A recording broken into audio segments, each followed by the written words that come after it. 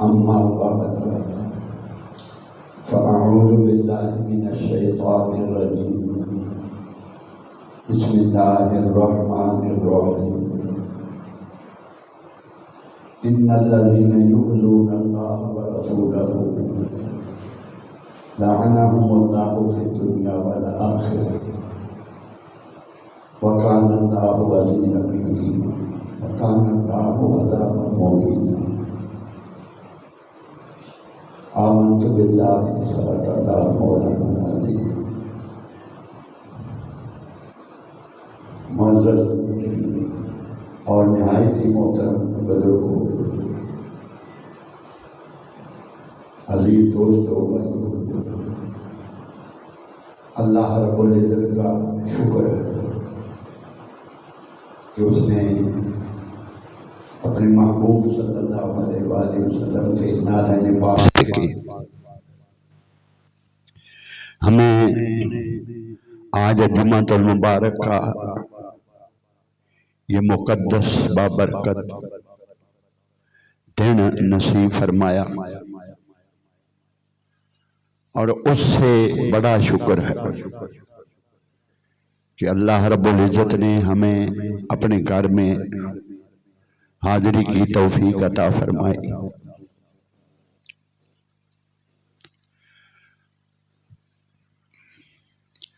جب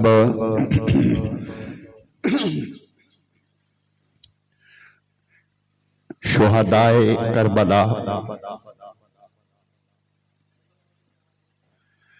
ان قیدیوں کو لے کر، شہداء اہل بیت کے ان قیدیوں کو لے کر اور شہداء کے سروں کو نیزوں پہ اٹھا کر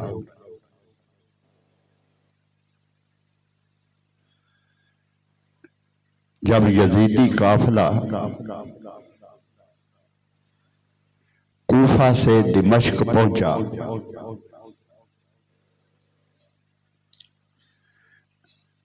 یزید نے دربار لگایا اور سب لوگوں کو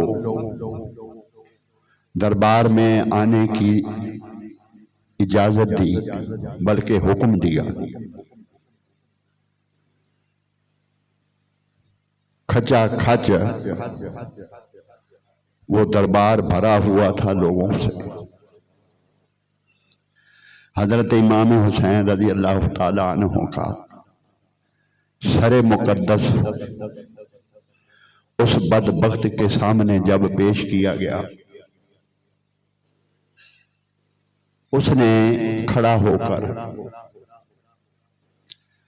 دونوں ہاتھ بلند کر کے البدایہ والنہایہ معتبر کتاب، تاریخ الخلفاء،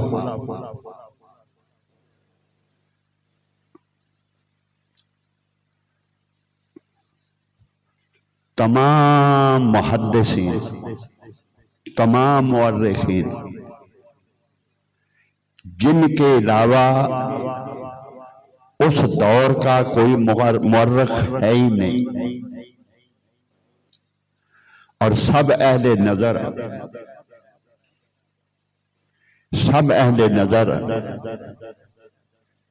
جن کی نگاہ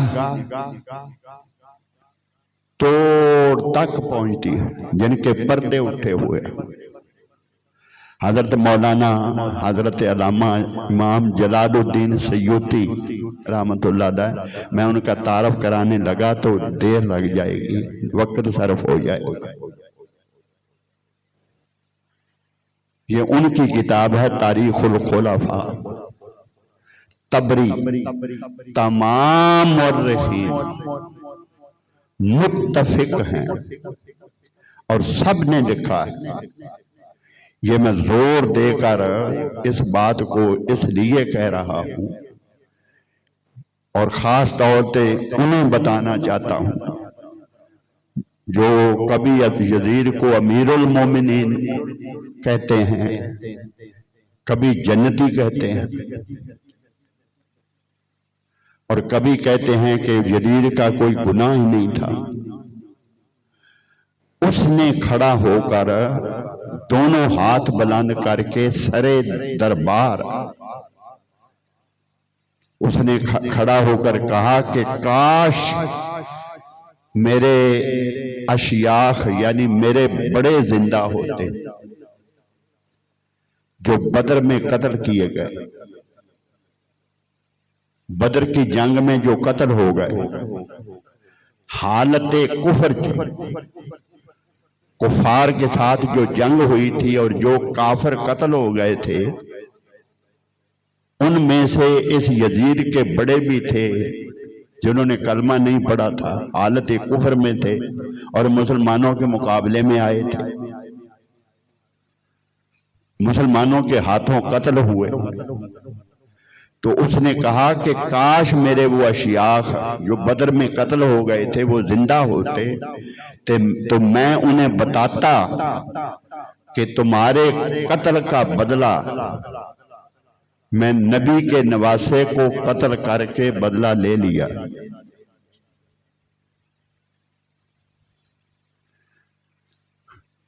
اگر یہ جو کچھ میں نے یہ جملہ کہا، یہ ریکارڈ ہو رہا ہے، اگر ایسا نہ اس نے کہا ہو، اس کی سند موجود نہ ہو، تو میرا یہ سر قلم ہونے کے لیے تیار ہے۔ یک رنگی چھوڑ دے، دو رنگی چھوڑ دے، یک رنگ ہو جا، سراسر موم یا پھر سنگ ہو جا، دونوں طرف نہ لگ، ایک طرف ہو جا۔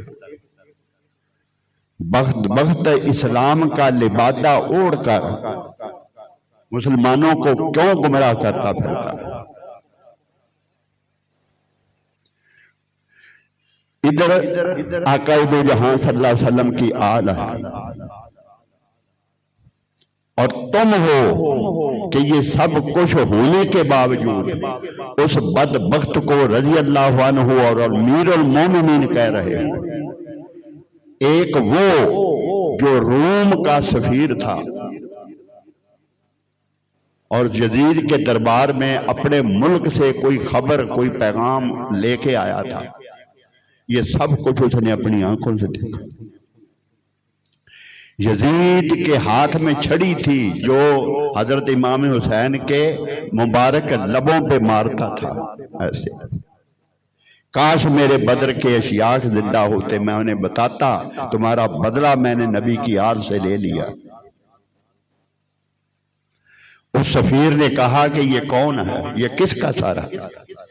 یزید اس لیے اتنے تفاخر و تمکن کے ساتھ چھڑی مار رہا ہے اور یہ کہہ رہا ہے یہ سار کس کا ہے؟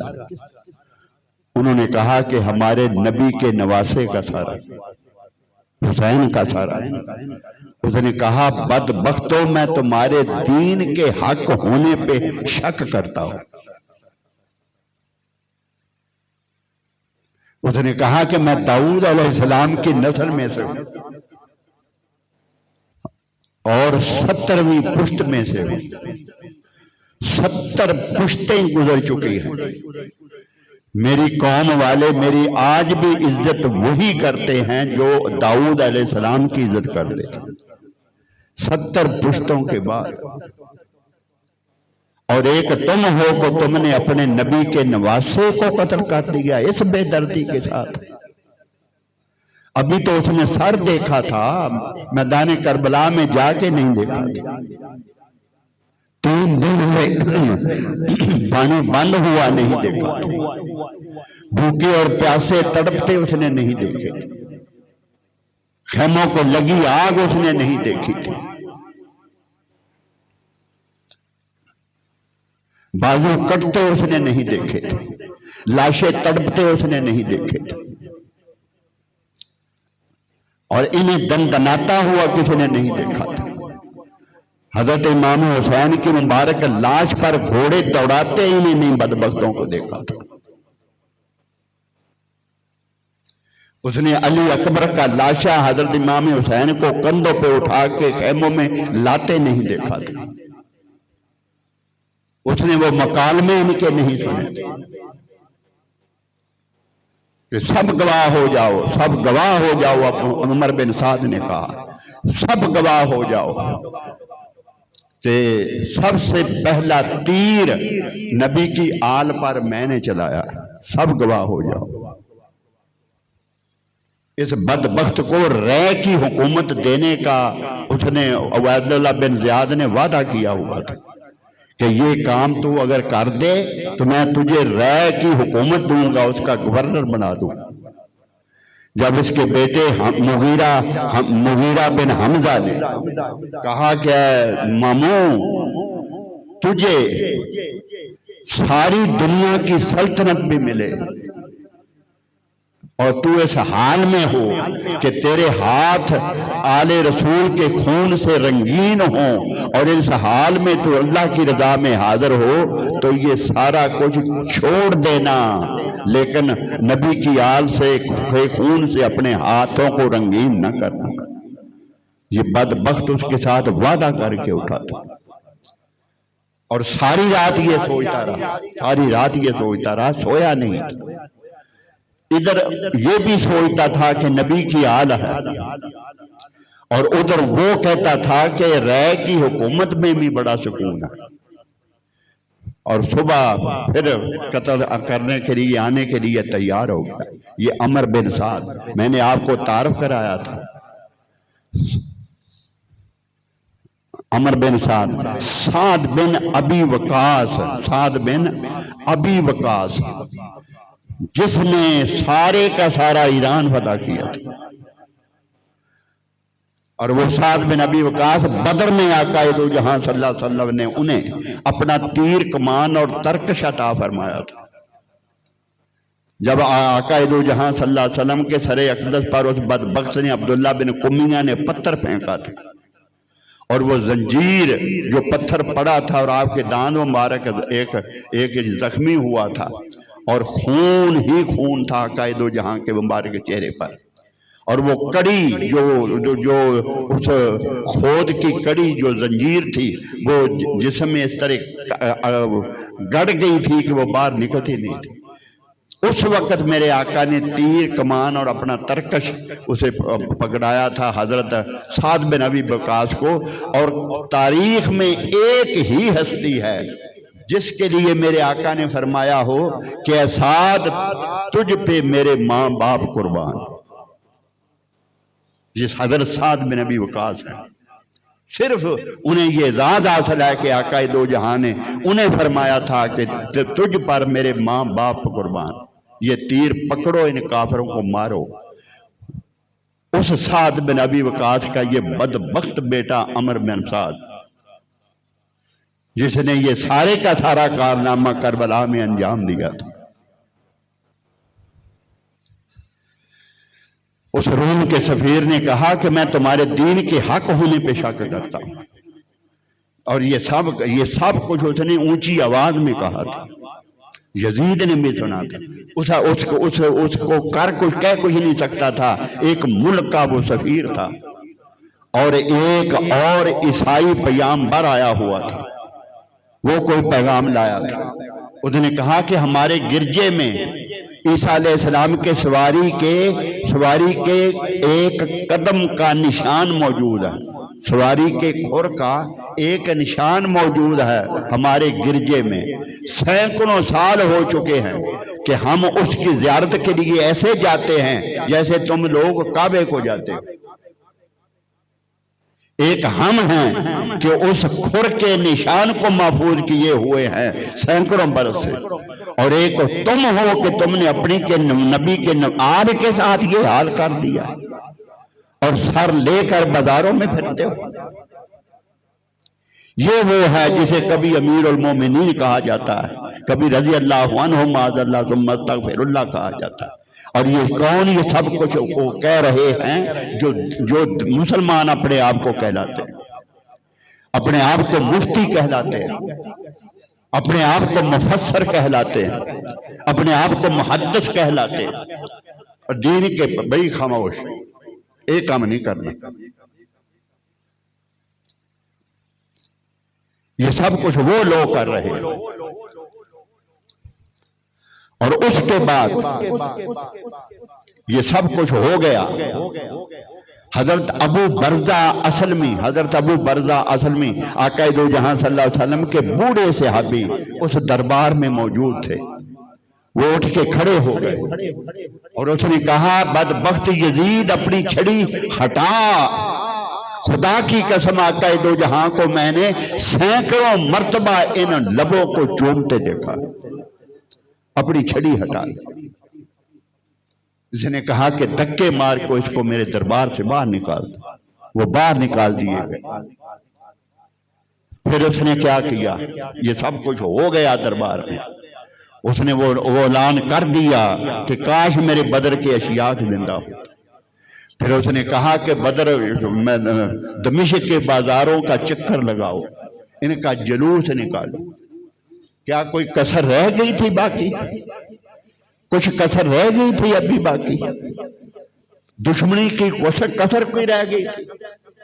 سب کچھ تو ہو چکا تھا، تیرا راستہ صاف ہو چکا تھا، تیری بات سے انکار کرنے والا کوئی نہیں رہا تھا، اب تجھے ٹوکنے والا کوئی نہ تھا۔ وہ جو نبی کا ایک نواسا تھا اسے بے دردی کے ساتھ تم نے اس چمنستان نبوی کے ایک ایک کھلے ان کھلے سب پھولوں کو تو نے پاؤں کے نیچے بے دردی کے ساتھ مچل دیا تھا، اور ایسی بے دردی کے ساتھ انہیں میدان کربلا میں قتل کیا کہ خدا کی قسم 1,24,000 انبیاء میں سے کسی نبی کے دور میں یہ اس کی مثال نہیں ملتی۔ اتنا بے دردی کے ساتھ یہ سب کچھ ہوا تھا۔ میدان جنگ میں جنگیں ہوتی ہیں، کیا کوئی 6 ماہ کے بچوں کو بھی تیر مارتا؟ میدان جنگ میں جنگیں ہوتی ہیں، اور بدبخت اپنے لشکر کو تو لشکرگیوں کو پوچھ کے دیکھ، جب قادسیہ کے مقام پر حر بن یزید ریاحی اپنا لشکر لے کے، جسے عبید اللہ بن زیاد نے امام حسین کا راستہ روکنے کے لیے بھیجا تھا، قادسیہ کے مقام پر ان کی ملاقات ہوئی حضرت امام حسین کی اور حر کے 1,000 سپاہیوں کی۔ ان کا پانی ختم ہو گیا تھا، ان کے پاس پینے کے لیے پانی نہ تھا۔ حضرت امام حسین نے اپنے مشکیزے انہیں پیش کر دی، سارے کا سارا اپنا پانی انہیں پلا دیا۔ بدبختو، ان کا پانی تم نے بند کر دیا، جنہوں نے اپنا پانی تمہیں پلایا، تمہارے لشکر کو پلایا۔ وہ جو کوثر کا مالک ہے، وہ جو حوض کوثر کا مالک ہے، وہ جو اللہ تعالیٰ کا محبوب ہے، وہ جو تاجدار کائنات ہے، وہ جس کے سر اقدس پر ختم نبوت کا تاج سجایا گیا، وہ جس پر اللہ نے قرآن نازل فرمایا، وہ جو امام الانبیاء ہے، بیت المقدس میں 1,24,000 پیغمبروں کی امامت کروانے والا، جس کے لیے اس کائنات کو تخلیق فرمایا گیا، عرش کے پاؤں پر جس کے عرش کے پایوں پر جس کا نام لکھا ہوا، جنت کے درختوں کے پتوں پہ جس کا نام لکھا ہوا، جنت کے دروازوں پہ جس کا نام لکھا ہوا، جنت کے ہر دروازے پہ جس کا نام لکھا ہوا، وہ جو اللہ رب العزت کا محبوب ہے، ارے اس کی آل کو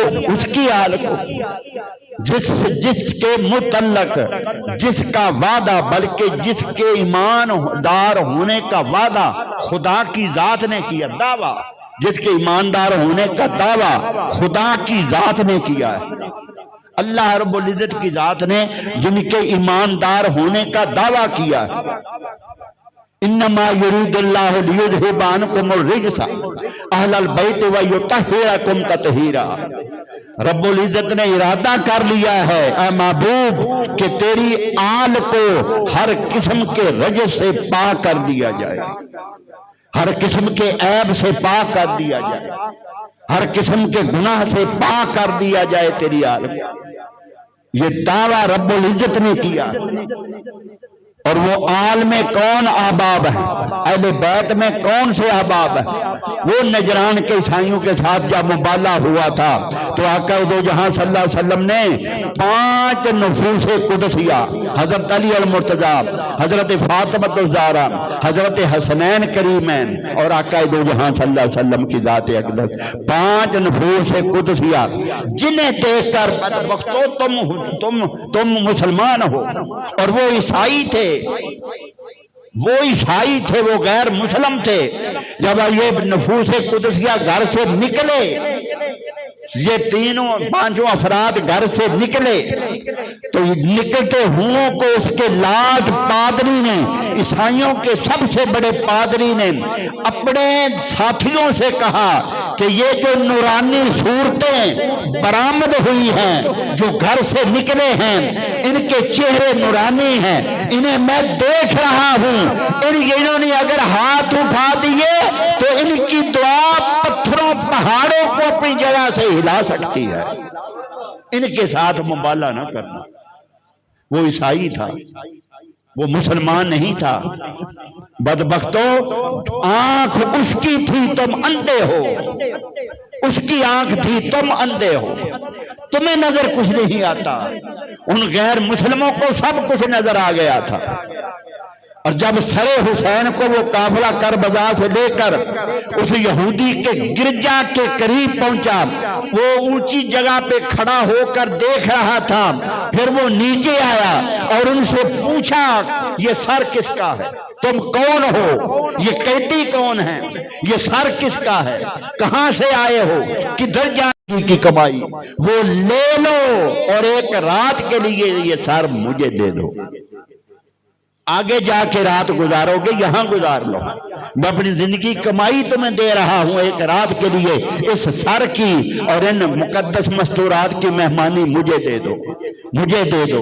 وہ کہتا ہے کہ میں نے جب پہاڑ کے اوپر کے دیکھا قافلہ آ رہا تھا، سر حسین نیزے کی نوک پر تھا، خدا کی عزت کی قسم چہرہ حسین سے نور کی ایک شعاع نکل کر آسمان تک جا رہی تھی۔ میں نے دیکھ لیا تھا کہ یہ کسی عام شخص کا سر نہیں ہے، یہ کوئی بہت ہی مقدس ہستی ہے۔ بدبختوں، وہ عیسائی تھا، حقیقت اس نے بھی دیکھ لی۔ تم عیسائیوں سے بھی برتر ہو، تم عیسائیوں سے بھی برتر ہو، ارے تم جانوروں سے بھی برتر ہو، تم پتھروں سے بھی برتر ہو، میں آگے تم کے لیے کیا کہوں؟ تم وہ ہو جنہیں رب العزت نے فرمایا ختم اللہ علی قلوبہم وعلی سمعہم وعلی ابصارہم غشاوۃ ولہم عذاب عظیم۔ جب کفار کو آقا دو جہاں سمجھاتے تھے، وحی آتی تھی، انہیں سناتے تھے، انہیں دین کی طرف بلاتے تھے، انہیں جنت کی طرف کھینچتے تھے، انہیں حق روشناس کرانے کی کوشش کرتے تھے، اپنی طرف بلاتے تھے، تو وہ جب مانتے نہیں تھے، وہ بتقاضۂ بشری آقا دو جہاں کے قلب اطہر پر بوجھ آتا، حضور صلی اللہ علیہ وسلم کے قلب اطہر پر بوجھ آتا، ارے وہ زبان مصطفیٰ جو پتھر کو حکم دے وہ کلمہ پڑھنے لگ جائے، وہ زبان مصطفیٰ وہ درختوں کو اشارہ کرے چل کے قدموں میں آ جائیں، ارے وہ آقا دو جہاں کا اشارہ ہے مصطفیٰ، جب سورج کو کریں تو ڈوبا سورج پلٹ کے واپس آ جائے، ارے وہ آقا دو جہاں کی زبان اقدس چاند کو حکم دیں تو وہ ٹوٹ کے زمین پہ آ جائے، مردوں کو اشارہ کرے وہ زندہ ہو جائیں، اس مبارک زبان کے ساتھ ان کافر بدبختوں کو بلاتے تھے، وہ آتے نہیں تھے۔ جب قلب اطہر پر بوجھ آیا تو رب العزت نے فرمایا ختم اللہ علی قلوبہم وعلی سمعہم وعلی ابصارہم، محبوب پریشان نہ ہو، ان کے اس قلب بند ہو چکے، ان کی آنکھیں اندھی ہو چکی، یہ نہ سن سکتے ہیں، نہ سمجھ سکتے ہیں، نہ حق کو مان سکتے ہیں، ہر شے ان کی بند ہو گئی، ان کے لیے توبہ کے دروازے بند ہو گئے۔ بدبختو، تم یہ خیال کرو کہ تم انہی میں سے ہو گئے ہو جنہیں حق نظر نہیں آتا، تم ان میں سے ہو گئے ہو جنہیں حق نظر نہیں آتا۔ حق عیسائیوں کو بھی نظر آتا تھا، حق عیسائیوں کو بھی نظر آتا تھا، حق روشن ان کے لیے بھی ہو جاتا تھا۔ وہ راہب جب لے کے سر حسین کو اور سر مبارک کو خضور کے ساتھ دھویا، مقدس مستورات کو ایک علیحدہ کمرہ دیا، انہیں ان کے ساتھ کچھ گزارشائیں کی، وہ آپ سن چکے ہیں۔ سر مقدس کو اونچی جگہ رکھ پر اور سامنے کھڑا ہو گیا، ہاتھ بند کر ساری رات کھڑا رہا، ہاتھ باندھ کر ساری رات کھڑا رہا، ساری رات کھڑا رہا اور دعائیں دیتا رہا، التجائیں کرتا رہا کہ اے سر حسین، یہ ظلم مجھ سے دیکھا نہیں جاتا، یہ ظلم دیکھا نہیں جاتا، میں نے آپ کے نانا کا کلمہ تو نہیں پڑھا مگر یہ ظلم مجھ سے دیکھا نہیں جاتا۔ ساری رات کھڑا رہا۔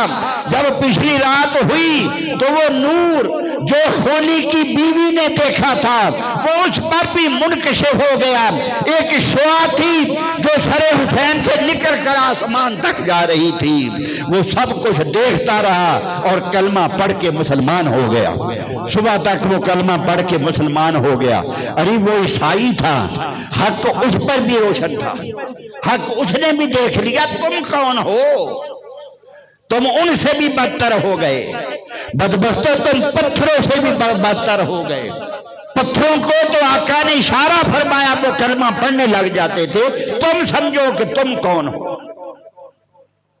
جن پر حق آشکار نہیں ہوتا، ایک خالی الذہن ایک وہ اس ذکر کو سنتا ہے، خدا کی قسم اس کی آنکھوں سے پار پار آنسو بہ جاتے ہیں۔ اور تم یہ سب کچھ سنتے ہو، تمہیں کوئی اثر نہیں ہوتا، سمجھ لو کہ تمہارے لیے توبہ کا دروازہ بند ہو گیا۔ پھر اس بدبخت نے کیا کیا؟ دمشق کا چکر لگاؤ، جلوس نکالو تاکہ سب دیکھیں، جو یزید کا مخالفت کریں گے وہ اس انجام کو پہنچیں گے۔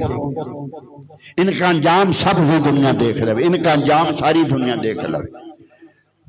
پھر مقدس مستورات کو ہائے ہائے ہائے، قیدیوں کو، ان قیدیوں کو جو زنجیروں میں جکڑے گئے تھے، زنجیروں میں جکڑے ہوئے تھے، وہ حضرت زین العابدین جو ننگی پیٹھ پہ بیٹھے تھے اور زنجیریں پڑی ہوئی تھی، انہیں وہ آگے تھے، پیچھے بھی اس کی فوج تھی، آگے بھی اس کی فوج تھی۔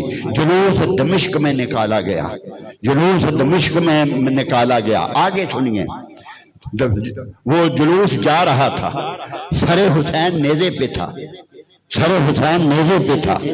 اور چبارے میں دوسری منزل پر ایک الماری کا دروازہ کھلا ہوا تھا۔ ایک شخص اس کمرے میں بیٹھ کر اس الماری کے سامنے سورہ کہف کی تلاوت کر رہا تھا۔ جب وہ اس آیہ کریمہ، اس کی آواز باہر آ رہی تھی، جب اس آیہ کریمہ پہ پہنچا، ام حسبتا ان اصحاب الکہف والرقیم کانوا من آیاتنا عجبا۔ اصحاب کہف اور رقیم کے واقعات بڑے عجیب ہیں۔ اس کا معنی یہ ہے، اصحاب کہف اور رقیم کے واقعات بڑے عجیب۔ اصحاب کہف وہ جو غار میں لیٹے تھے، 309 سال کے بعد وہ اٹھے، نیند سے بیدار ہوئے، 309 سال سوئے ہوئے گزر گئے تھے۔ یہ واقعات بڑے عجیب ہیں۔ سر حسین سے آواز آئی، سب دنیا دیکھ رہی تھی، وہ بدبخت بھی دیکھ رہے تھے، قتل کرنے والے بھی دیکھ رہے تھے، نیزے پہ سر اقدس کو اٹھا کے چلنے والے بھی دیکھ رہے تھے، یزیدی بھی دیکھ رہے تھے، ساری دنیا دیکھ رہی تھی۔ سر حسین سے آواز آئی، اصحاب کہف کے واقعات اور رقیم کے واقعات کو عجب سمجھنے والے، اس طرح میرا شہید ہونا اور میرے سر کا نیزے کی نوک پہ چڑھ جانا اور دمشق کے بازاروں میں پھرایا جانا اصحاب کہف کے واقعات سے بھی عجیب تر ہے۔ حضرت امام حسین نے آقا اللہ رب العزت کے قرآن پاک کی گواہی دی کہ رب العزت نے فرمایا بل احیاء ولکن لا تشعرون، جو شہید ہو جائیں انہیں مردہ گمان نہ کرو، وہ زندہ ہیں بلکہ تم ان کی زندگی کو سمجھ نہیں سکتے۔ سر حسین نے گواہی دی کہ رب العزت کا یہ فرمایا ہوا قول حق ہے۔ یہ حق ہے، یہ حق ہے، یہ حق ہے۔ ساری دنیا نے حضرت امام حسین کی زبان اقدس سے یہ الفاظ سنے، میں کہہ رہا ہوں کہ کیوں انہیں ہدایت نہ آئی، ہدایت کیوں نہ آئی؟ سر حسین کو بولتے دیکھ پر بھی ہدایت کیوں نہ آئی؟ توبہ کے دروازے بند ہو چکے تھے، جیسے میں پہلے بیان کر چکا ہوں۔ ختم اللہ علی قلوبہم وعلی سمعہم وعلی ابصارہم غشاوۃ ولہم عذاب عظیم۔ انہیں ہدایت کیوں نہ آئی؟ ایک تو وہ تھے جنہوں نے آقا دو جہاں کا دیدار کیا اور کلمہ پڑھ کے مسلمان ہو گئے۔ ایک وہ تھے جنہوں نے تاجدار کائنات صلی اللہ علیہ وسلم کو خواب میں دیکھا اور کلمہ پڑھ کے مسلمان ہو گئے۔ ایک وہ تھے جنہوں نے درختوں کو چل کے آتے دیکھا اور کلمہ پڑھ کے مسلمان ہو گئے۔ جنہوں نے پتھروں کو کلمہ پڑھتے دیکھا اور کلمہ پڑھ کے مسلمان ہو گئے۔ ایک وہ تھے اور ایک وہ تھے جنہوں نے آقا دو جہاں کی ولادت کو دیکھا۔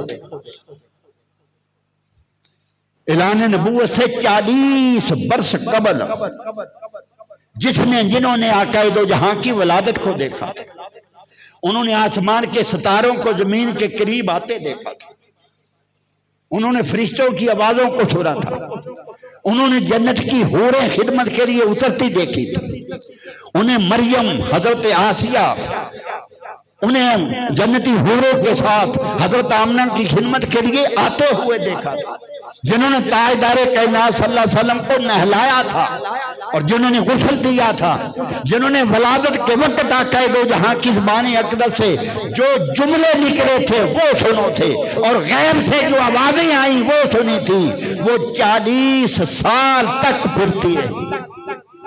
انہوں نے ولادت مصطفیٰ کو دیکھا تھا، یہ بچہ کوئی عام بچہ نہیں، 40 سال تک قریب رہی۔ حضرت شفا بنت عمر وہ فرماتی ہیں میرے ایمان لانے کی وجہ فقط یہ تھی میں نے حضور کی ولادت کو دیکھا تھا، میں حضور صلی اللہ علیہ وسلم کو دنیا میں آتے دیکھا تھا۔ 40 سال تک نزدیک رہی، 40 سال تک نزدیک رہی۔ وہ کہتی ہے خدا کی قسم نہ بچوں جیسا میرے آقا کا بچپن تھا، نہ شیر خار بچوں جیسا میرے آقا کا بچپن تھا، نہ دوسرے نوجوانوں جیسی میرے آقا کی جوانی تھی، نہ دوسرے افراد کے کسی عادت کے ساتھ میرے آقا کی عادت ملتی تھی، ہر ایک سے ماورا تھے۔ جو ہی تاجدار کائنات نے اعلان نبوت فرمایا سب سے پہلے آئیں اور کلمہ پڑھ کر مسلمان ہو گئے۔ ایک وہ تھے جنہوں نے وہ اس طرح اشارے دیکھے ایمان لے آئے۔ ایک بدبخت وہ تھے جنہوں نے چاند کو ٹکڑے ہو کے بھی دیکھا تھا، جنہوں نے چاند کو ٹکڑے ہوتے بھی دیکھا مگر ایمان نصیب نہ ہوا، پتھروں کو کلمہ پڑھتے دیکھا مگر وہ ایمان نصیب نہ ہوا، سورج کو ڈوبتے واپس پلٹتے دیکھا کلمہ نصیب نہ ہوا، درختوں کو آتے دیکھا حکم کے مطابق مگر کلمہ نصیب نہ ہوا۔ فرق کیا تھا؟ وہ دل نہیں تھے بلکہ پتھر ہو چکے تھے، توبہ کے دروازے ان کے لیے بند ہو چکے۔ اہل بیت کے مخالفوں توبہ کر لو، توبہ کر لو، توبہ کر لو، ابھی وقت ہے، ابھی وقت ہے، توبہ کر لو۔ یزید کو رضی اللہ عنہ کہنا چھوڑ دو تو وہ شہید رہے، امیر المومنین کہنا چھوڑ دو تو وہ شہید رہے۔ آگے چل کے میں آپ کو بتاتا ہوں، آگے سنیے۔ پھر جب لشکر جلوس نکل گیا یزید کو رپورٹیں ملی یزید کو، دنیا کا پارا چڑھ گیا یزید کے خلاف، غم و غصے کی لہر دوڑ گئی یزید کے خلاف، لوگ سب و شتم کر رہے ہیں یزید کو، ہر ایک کی آنکھوں میں خون اترا ہوا یزید کے خلاف۔ انہوں نے اس ظلم کو سخت ناپسند کیا، اس طرح آل بیت کے قیدیوں کو دیکھ کر انہوں نے ناپسند کیا۔ تیرے خلاف لاوا ابلنے لگا ہے، ایسا نہ ہو کہ یہ لاوا پھٹے اور تیری اس حکومت کو خسو خاشاک کی طرح بہا کے لے جائے۔ اب اس یزید نے پیترا بدلا، اب اس نے یہ باتیں کی جو میں نے اب آپ کو بتانے لگا، جس کی دلیلیں دیتی یہ لوگ، جس کی دلیلیں دیتے اب یزید نے یہ کہا، امام زین العابدین کو بلایا، جس کو جو کچھ ہونا تھا وہ ہو گیا، میں راضی نہ تھا قتل حسین پر۔ بدبخت یہ دلیل دیتے ہیں کہ یزید تو راضی نہ تھا۔ کب کہا یہ یزید نے کب کہا تھا؟ سب کچھ کر کے پھر کہا تھا۔ جب قتل کرتے ہیں، قتل کر لیتے ہیں، تو پھر ان کے گھر جب صلح کے لیے جاتے ہیں پھر کیا کہتے ہیں؟ ان کے گھر جا کے کیا کہتے ہیں؟ ہمدردی کا اظہار اس وقت کرتے ہیں، اور یہ دلیل دی جا سکتی ہے۔ وہ تو کہتے تھے کہ ہم نہیں چاہتے تھے کہ ایسا ہو۔ یزید کی اب یہ دلیلیں دیتے ہیں کہ یزید نے کہا میں تو راضی نہ تھا۔ عبید اللہ بن زیاد نے قتل کر کے بہت برا کیا۔ کیا اس نے عبید اللہ بن زیاد کو جواباً قتل کیا تھا؟ اس کے عوض میں عبید اللہ بن زیاد کو قتل کیا تھا؟ عمر بن سعد کو قتل کیا تھا؟ کہاں حسین کا قتل، کہاں ایک حرام زادے عبید اللہ بن زیاد کا قتل؟ کیا یہ برابر ہو سکتا تھا؟ مگر اس نے اس کے عہدے پہ کمی بھی نہیں کی۔ میں نہیں چاہتا، میں اگر حسین کو زندہ میرے پاس لے آتا تو میں زیادہ خوش ہوتا۔ اس بدبخت نے بڑا ظلم کیا۔ چلو بات ختم ہوگی، بڑا اس نے ظلم کیا۔ اب ایسا کرو کہ اب آپ کو کسی شے کی ضرورت ہو تو آپ مجھے لکھ دینا مدینے سے، آپ مدینے واپس چلے جاؤ۔ یہ یزید نے کہا۔ بدبخت یہ دلیلیں دیتے ہیں، سادہ لو مسلمانوں کو، سادہ لو جو ان کے ہاتھ آ جاتے ہیں، پھر انہیں یہ دلیلیں دیتے ہیں۔ جب یہ قتل ہو گیا تھا یزید نے تو یہ کہا تھا کہ تمہیں جس چیز کی ضرورت ہو مجھے لکھ دینا ہے، ہم تمہیں پہنچا دیں گے۔ حضرت زینب، حضرت شہر بانو، جو زیورات ان کے لوٹے گئے تھے، ان بدبختوں نے کانوں سے زیورات کھینچ لیے، کانوں کے کھینچ لیے، کان چر گئے، خیموں کو آگ لگا دی، سب کچھ لوٹ لیا۔ اپنے قلب کو لوگوں پکڑ لو، اب میں جو کچھ آپ کو بتانے والا خدا کی عزت کی قسم، حضرت امام حسین کا پاجامہ تک اتار لیا گیا۔ شہید ہوں کا پاجامہ تک اتار لیا، قمیض تک اتار لیا گیا، اور سر حسین کو اپنے گھوڑے پہ اس رسی باندھ کر اپنے گھوڑے کے گلے میں لٹکا دیا۔ اتنا سفر کون نیزے پہ اٹھائے سر کو؟ بازو تھک جائیں گے، گھوڑے کے گلے میں لٹکا دیا۔ حضرت زین العابدین کو زنجیریں ڈال کر اونٹ پہ بٹھایا گیا۔ اہل بیت کی مقدر مستورات کو ننگی اونٹوں کی ننگی پشتوں پہ بٹھایا گیا۔ آگے ڈھول والا تھا، وہ ڈھول مارتا جاتا تھا، اور راستے میں جو دیہات آتے وہاں اعلان کیا جاتا کہ یہ وہ لوگ ہیں جنہوں نے یزید کی مخالفت کی تھی، اس حال کو پہنچا دیے گئے۔ یہ نعرے لگتے جاتے اور یہ آوازیں دیتے جاتے۔ اس حال میں یہ سب کچھ لے کے گئے۔ یہ سب کچھ کس نے کرایا تھا؟ یہ بدبخت یزید نے کرایا تھا۔ اب وقت نہیں کہ میں پیچھے سے تھوڑا لا کر آپ کو یہ ساری بات سمجھا دوں۔ جب نعمان بن بشیر کے ہاتھوں سے یہ بات نکلنے لگی، حضرت امام مسلم کوفے پہنچ گئے، 18,000 نے آپ کے ہاتھ پہ بیعت کر لی۔ اب یزید کو خبر ہوئی کہ کوفہ تیرے ہاتھ سے نکلا جا رہا ہے۔ اس کے بعد بصرہ کی بھی خیر نہیں، سارا حجاز ادھر ہو جائے گا، تیری حکومت سخت خطرے میں ہے۔ جب اس کا تخت ڈولنے لگا، اس نے ایک سرہون نامی ایک عمر رسیدہ شخص تھا، جس سے مشورہ حضرت امیر معاویہ کیا کرتے تھے۔ جب کسی بات کو بہت زیادہ کوئی اہم ہوتی، کوئی مہم پڑ جاتی، حل نہ نکلتا، اس کو بلاتے تھے۔ اس کو بلایا اور اسے پوچھا کہ بابا اب کیا کریں، اب کیا کریں؟ کوئی صورت نظر نہیں آ رہی۔ اہل بیت کے آگے کوئی سر اٹھانے کو تیار نہیں۔ اہل بیت کے ساتھ کوئی لڑنے کو تیار نہیں، کوئی اس کے مقابلے کو جانے کے لیے تیار نہیں، کوئی ان کے ساتھ سختی کرنے کو تیار نہیں۔ کیا کرے؟ حکومت دوڑ رہی ہے، سارا کوفہ ہاتھ سے نکل گیا، سارا بصرہ ہاتھ سے نکل گیا۔ اس نے کہا اگر میری مانو عبید اللہ بن زیاد کے سوا اور موضوع کوئی شخص نہیں، وہ سب کو کچل مسل ڈالے گا۔ ابو عبید اللہ بن زیاد کو کس نے مقرر کیا تھا؟ کس لیے مقرر کیا تھا؟ یزید کو امیر المومنین کہنے والوں، کس نے مقرر کیا تھا؟ کیوں کیا تھا؟ اہل بیت کو کچلنے کے لیے کیا تھا۔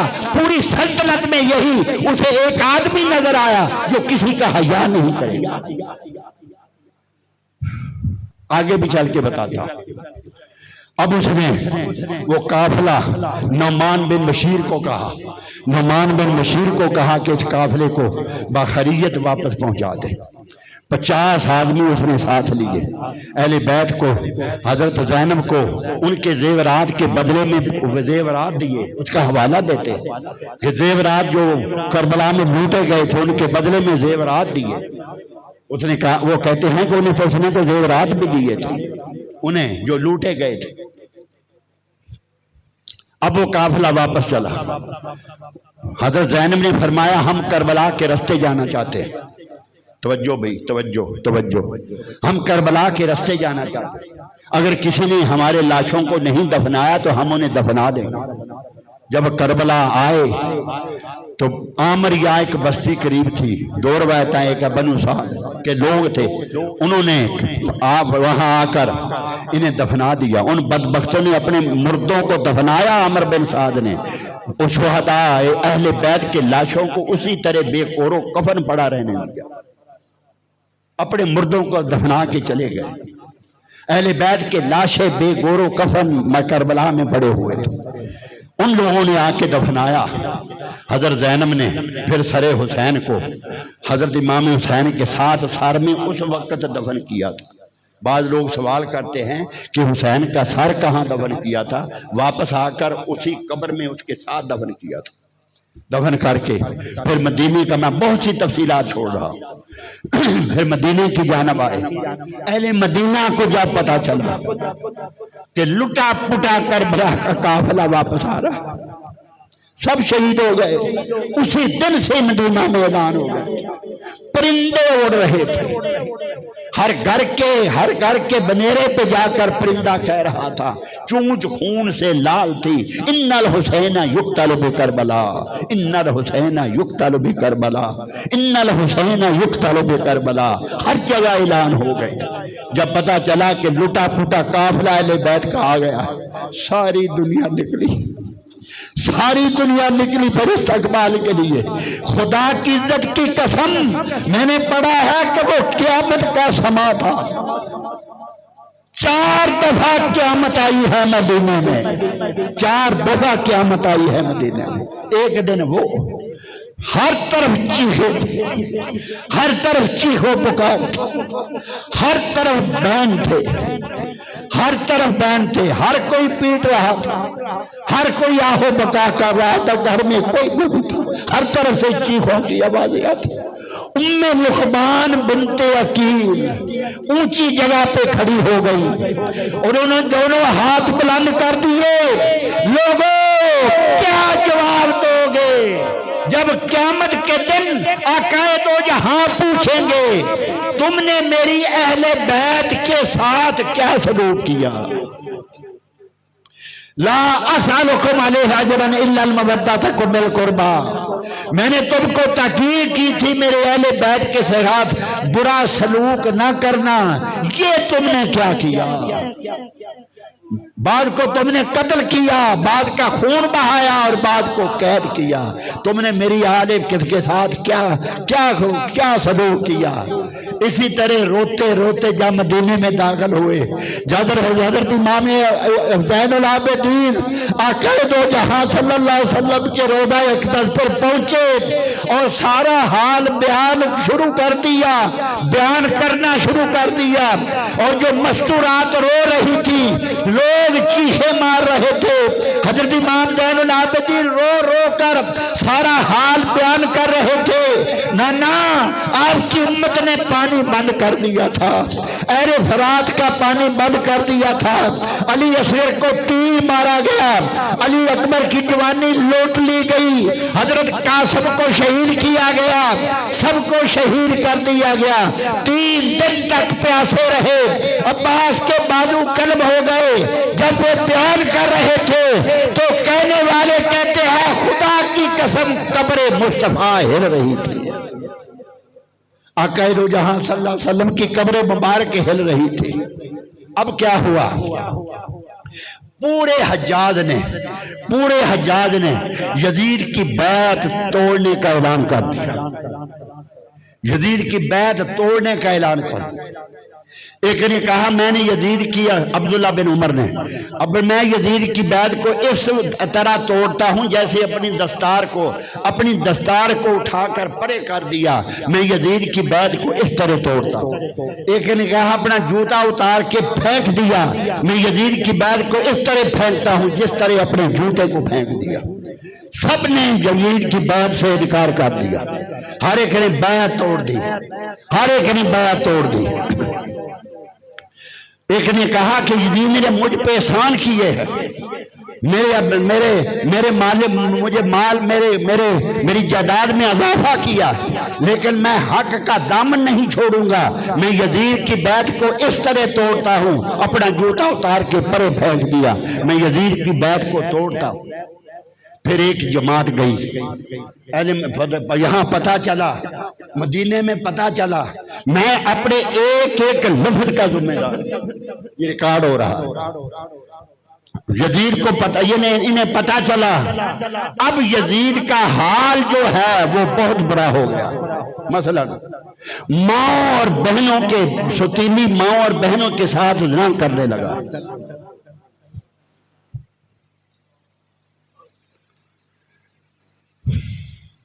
بندر اس نے رکھے ہوئے، سونے کی ٹوپیاں بندروں کے سر پہ پہناتا، کتوں کا شوقین تھا، اس کے دربار میں قسم قسم کے کتے پالے جاتے تھے۔ شرابی تو پہلے بھی تھا لیکن اب شراب نوشی کی کوئی حد نہ رہی تھی۔ جب اسے کہا گیا کہ شراب حرام ہے، سنو، جب اسے کہا گیا شراب حرام ہے، اس نے کہا اگر دین مصطفیٰ میں حرام ہے تو ہم دین عیسوی میں حلال سمجھ کے پیتے ہیں۔ عیسیٰ علیہ السلام کی شریعت میں تو شراب حلال تھی۔ یہ حال ہو گیا اسے۔ مدینہ سے ایک جماعت گئی تصدیق کرنے کے لیے، ایک جماعت گئی تصدیق کرنے کے لیے، اس نے آ کے بتایا کہ سب کچھ سچ ہے، سب کچھ ہم اپنی آنکھوں سے دیکھ کے آئے۔ انہوں نے جو یزید کی طرف سے مدینہ کا گورنر تھا اسے نکال دیا، وہاں سے نکال دیا، چلا گیا۔ اب اسے پتا چلا کہ سارا حجاج باغی ہو گیا، یزید کی بات سے انکار کر دیا ہے سارے حجاج نے۔ اب اسے فکر پڑا، وہ تو کوفہ تھا،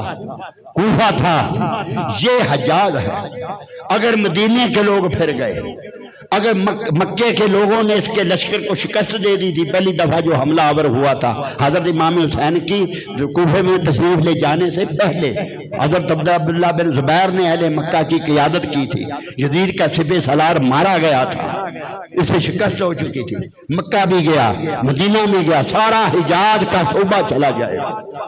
اب اس نے سر جوڑا، انہیں کس طرح ماتحت کیا جائے، پھر ماتحت کیا جائے، بیعت کو پھر دوبارہ بحال کس طرح کیا جائے۔ اسے مشورہ دیا گیا، مشورہ دیا گیا۔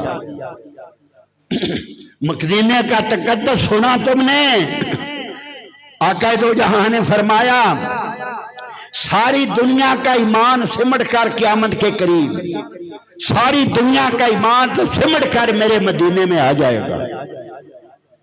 ساری دنیا کا ایمان جب ختم ہو جائے گا اہل مدینہ پھر بھی ایماندار ہوں، ساری دنیا کی ایمان سمٹ کر میرے مدینے میں آ جائے۔ آقا دو جہاں نے فرمایا جس نے اہل مدینہ کے ساتھ برائی کرنے کا ارادہ کیا، کرنی نہیں، جس نے فقط ارادہ کیا، اللہ اسے اللہ اسے دوزخ کی آگ میں اس طرح ختم کر دے گا جس طرح نمک پانی میں گھل کے ختم ہو جاتا ہے۔ حضور صلی اللہ علیہ وسلم نے فرمایا جس نے اہل مدینہ میں وقت گزارا، وہاں کوئی تکلیف آئی اسے آپ نے فرمایا اس کی شفاعت کا میں وعدہ کرتا ہوں۔ حضور نے فرمایا اس کی شفاعت کا میں وعدہ کرتا ہوں۔ یہ حرمت مدینہ ہے۔ آقا دو جہاں نے فرمایا باری تعالیٰ مکہ کو تو نے حرم قرار دیا، مدینہ کو میں حرم قرار دیتا ہوں۔ جب یزید نے سر جوڑا اسے مشورہ دیا گیا کہ لوگ تو حیا کریں گے، مسجد نبوی کا حیا کریں گے، اہل بیت کا حیا کریں گے، وہاں کوئی حملہ مسلمان نہیں کریں گے، کوئی تیار نہ ہوتا تھا حملہ کرنے کے لیے۔ پھر اس نے کیا کیا؟ یاد رکھو اس بات کو، اور وہ لوگوں رضی اللہ عنہ یزید کو کہنے والوں، امیر المومنین کا لقب اسے دینے والوں، کان کھول کے سنو، امام حسین کے قتل پر تو کہتے ہو کہ یزید راضی نہ تھا، جب مدینہ پہ حملہ کرنے کا وقت آیا تو اسے پتا چلا کہ مسلمان مسجد نبوی کا حیا کریں گے، اس نے 20,000 عیسائی شام سے لے کر اس لشکر میں جمع کیا۔ عیسائیوں کا عیسائی کٹھے کیے، عیسائی شام کے 20,000 عیسائی کٹھے کر کے اس لشکر میں ڈالے۔ مسلم بن عقبہ اس لشکر کی قیادت کر رہا تھا۔ انہوں نے آ کے واقعہ ہرہ روئے زمین پہ مشہور ہے پوری تاریخ میں، ہرہ کے مقام پر یزیدی فوج نے آ کے پڑاؤ ڈالا تھا۔ اہل مدینہ نے اپنی محافظت کی، خندق کھودی۔ وہ جو سلمان فارسی نے وہ خندق اس کے زمانے میں جب کفار نے حملہ کیا تھا، جنگ خندق ہوئی تھی، اس خندق کی مٹی پھر دوبارہ نکال لی گئی۔ اہل مدینہ نے اپنی محافظت کی، اہل مدینہ معصور ہو گئے، اس مدینے میں معصور ہو گئے۔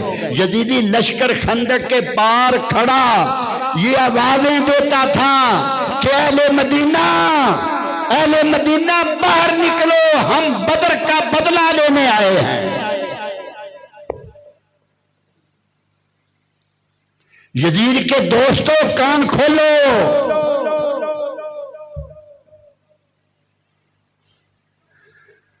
وہ کہتے تھے کہ باہر نکلو، ہم بدر کا بدلہ لینے آئے ہیں۔ پھر خندق کو انہوں نے عبور کیا، نوجوان نکلے مدینے سے، یہ تھوڑے تھے، وہ باقاعدہ فوج تھی، یہ سب شہید ہو گئے۔ وہ مدینے میں داخل ہو گئے، پھر کیا تھا؟ یہ مدینے کی مقدس مستورات تھی۔ یزید نے کہا، یزید کے الفاظ سنو، اس نے کہا میں 3 دن کے لیے تمہارے لیے مدینہ حلال کرتا ہوں۔ یہ بدبخت خدا تھا یا نبی تھا؟ عیسائیوں سے کہا کہ میں 3 دن کے لیے تمہارے لیے مدینہ حلال کرتا ہوں۔ وہ خون کی ہولی مدینے میں کھیلی گئی۔ صحابہ کرام، قرآن کے حافظ، تابعین اور تبع تابعین، 700 قرآن کے حافظ تھے، قرآن کے 700 حافظ تھے۔ یہ سب ملا کر 17,000 افراد مدینے کے قتل کیے گئے۔ مدینے کی سب بازار لاشوں سے بھرے تھے۔ مسجد نبوی میں انہوں نے اپنے گھوڑے اور خچر باندھے تھے، مسجد نبوی میں گھوڑے اور خچر باندھے تھے۔ 3 دن تک مسجد نبوی میں نہ اذان ہوئی تھی نہ جماعت ہوئی تھی، کوئی مسجد نبوی میں نماز پڑھنے نہیں آتا تھا، بم مار دیے گئے تھے۔ جو بچے تھے گھروں میں دبکے تھے۔ حضرت سعید بن مسیب کہتے ہیں میں مجنوں بن کے، دیوانہ بن کے ان سے چھوٹا اور جا کے آقا دو جہاں کے منبر کے نیچے چھپ گیا۔ دل نہیں چاہتا تھا اس حال میں مصطفیٰ صلی اللہ علیہ وسلم کے مزار سے میں دور چلا جاؤں، دل نہیں چاہتا تھا چھوڑنے کو۔ موت آئے تو یہی آئی۔ 3 رات اور 3 دن تک میں وہیں چھپا رہا، نہ پانی نہ کھانا نہ کچھ بھی۔ وہ کہتے تھے کہ جب جماعت کا وقت ہوتا تھا تو خدا کی عزت کی قسم آقا دو جہاں کے روضہ اطہر سے اذان اور جماعت کی آواز آتی تھی۔ سعید بن مسیب کہتے تھے۔ حضرت امام سیری فرماتے ہیں اس کے بعد کتوں نے مسجد نبوی میں رہنا شروع کر دیا۔ آگے سنیے، 1000 مدینے کی مستورات نے پارسا اہل مدینہ، مدینے کی عورتیں، مدینے کی عورتیں جنت کی حوریں پہ رش کھائیں، جن پہ مدینے کی 1000 عورتوں نے ناجائز بچے جنے تھے۔ ظلم کرنے والوں میں عیسائی تھے جو شامل کیے گئے تھے۔ یہ سب کچھ یزید نے نہیں کروایا تھا، کس نے اس لشکر کو بھیجا تھا؟ اب بدبختو، جب نہ خدا کے ہوئے، نہ رسول کے ہوئے، نہ اہل بیت کے ہوئے، نہ قرآن کے ہوئے، نہ اسلام کے ہوئے، کون سے اسلام کا دعویٰ کرتے ہو اور کلمہ کس منہ سے پڑھتے ہو اور خدا کی بارگاہ میں کیا منہ لے کے تم جاؤ؟ شرم کرو اور شرم میں ڈوب کے مر جاؤ۔ تم حقدار ہی نہیں مسلمان کہنا ہے۔ اتنی دشمنی اہل بیت کے ساتھ، اتنی دوستی یزید کے ساتھ، تمہاری شفاعت یزید کرے گا۔ ہے محبت کرنے والوں کی شفاعت حسین کریں گے، مصطفیٰ کریں گے، مصطفیٰ کریں گے۔ ابھی ختم نہیں ہوا، وقت ہو گیا۔ اگر جلدی کی تو افادیت کم ہو جائے گی، اگر بیان کیا تو وقت زیادہ ہو چکا ہے۔ انشاءاللہ اس کا بقیہ اگلے جمعہ المبارک پر یہیں سے بیان ہوگا۔ وآخر دعوانا الحمدللہ رب العالمین۔